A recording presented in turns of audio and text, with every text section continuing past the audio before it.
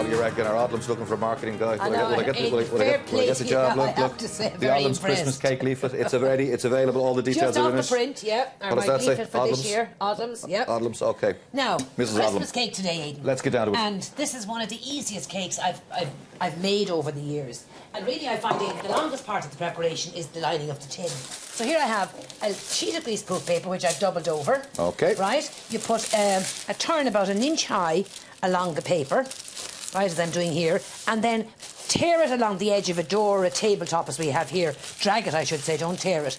And what you're doing here is you're breaking the grain in the paper, which means it'll slot in neatly into your tin for you. Lovely. So having done that, then you just put a snip right along the edge, okay?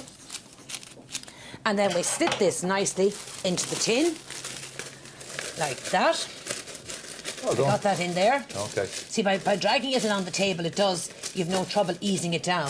And here we have a double layer of greaseproof paper then for the base. That's important because you don't want the bottom of the tin to get, the bottom of the cake rather, to get burnt. Yeah.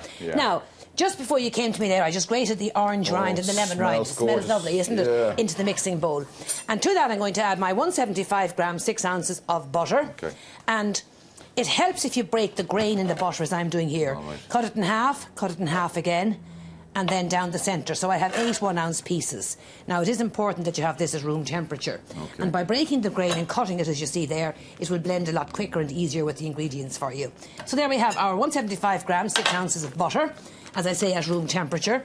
Now, you don't have to do this, Aidan, but it helps if you just give just a quick break of the butter with the mixer, right? Okay.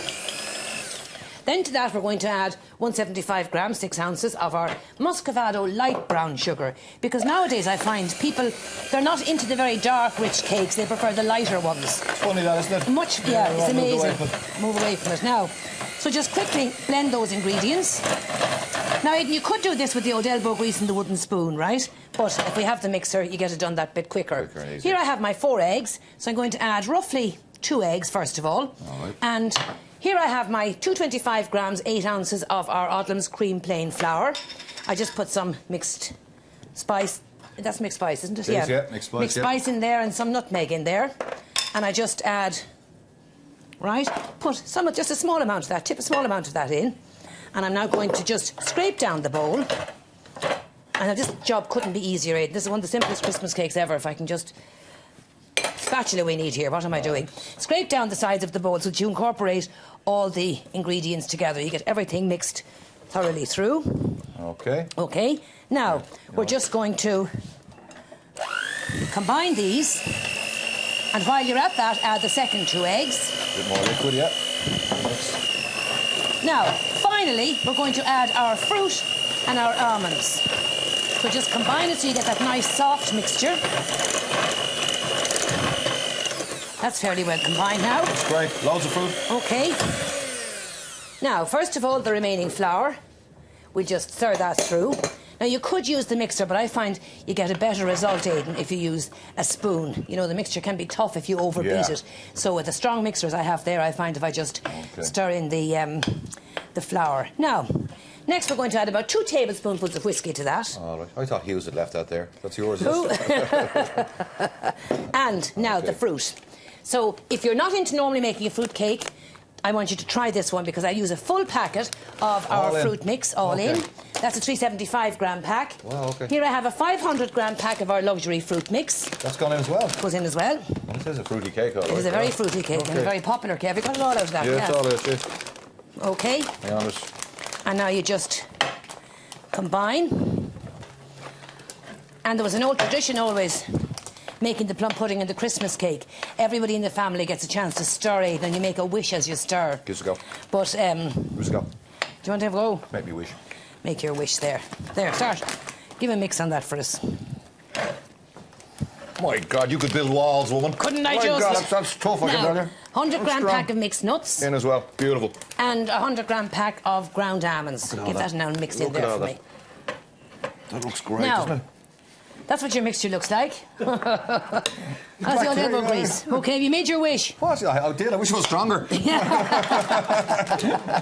So that's what the mixture looks like. Now, you could spend just a few more minutes at that, making sure it's combined. Then transfer it to the tin, Aidan. Now, fruit's gorgeous. can I say that if you wish, you can make that the night before and bake it the following day. OK. Particularly in these temperatures. You can leave it in the fridge, just leave it in the table. On the table in the kitchen, right? OK. Then when the cake is baked, you take it out of the oven. Lovely. And that's what you have. OK. You allow that to go completely cold.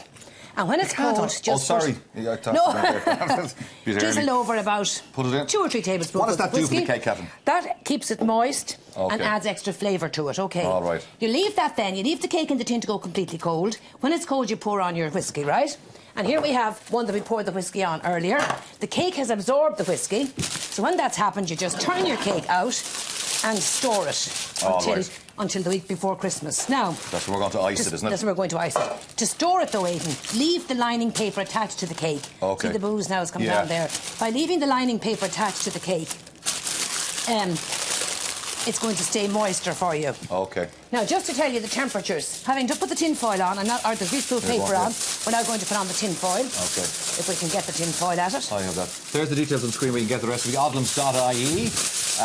If you've got a picture, enable phone 57199. Text the word recipe first. Right. Odlums, Ballymount Road, Dublin 12. For more information, send a stamped address envelope there, by the way, because to Catherine at Odlums, Ballymount, Dublin 12. We want to know how to get and back by the way, to bake the temperature, what are the temperatures there, which is very important? 120 degrees centigrade. OK. The Christmas cake. 250 Fahrenheit. 250 Fahrenheit. Gas mark. Half, it says. Half. OK. And now ovens vary nowadays, Aidan, so do keep an eye on your oven. But for an average oven, that cake there took me in the centre of the oven at 120. 4 hours exactly. Brilliant stuff. OK, we got to go. Where can people get this leaflet very quickly? Again, Odlums, Ballymount, Dublin 12. Self-addressed envelope if possible, or your name and address to Catherine. And I've lots of lovely recipes that we'll be doing. Baked Alaska mince pies. We'll be doing that over the next few weeks, yeah? Fantastic. And we'll be doing the pudding and the chocolate and Christmas cake done. Now,